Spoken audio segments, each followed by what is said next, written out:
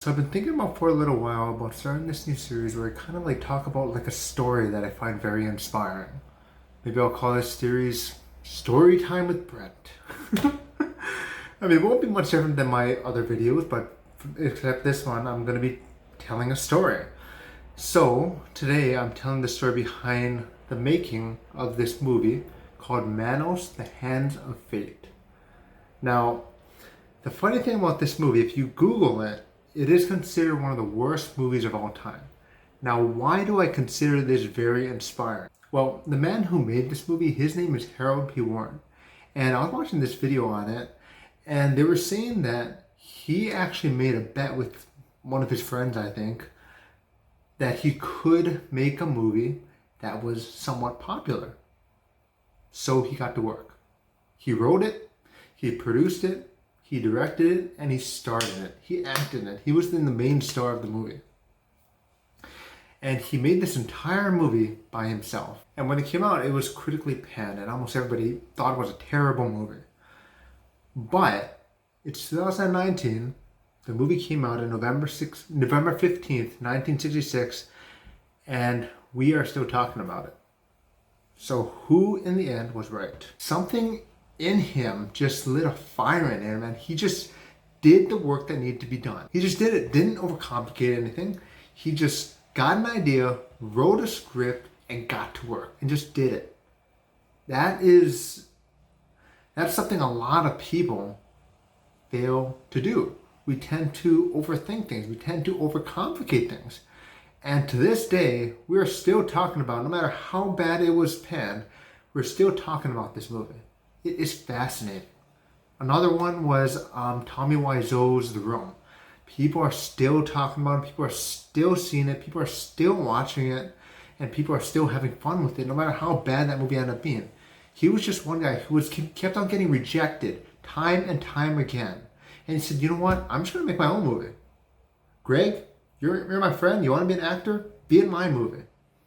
And even though it was critically panned, people are still watching it today because people are so fascinated on, honestly, how bad it is. So I mentioned two movies that are bad that gained cult phenomenon by just two creators who just did the work.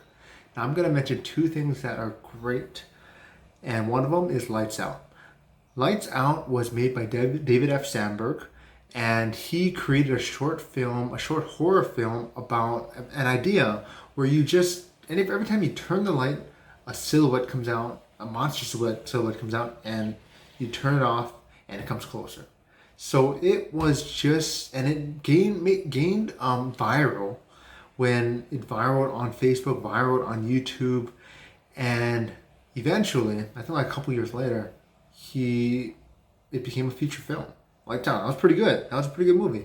Another one is this video game called Stardew Valley. Now, when you think of a video game, you think a bunch of guys sitting on a computer developing a game. Stardew Valley was made by one person. Just one man. The entire game was developed by one man. The entire soundtrack was developed by one man.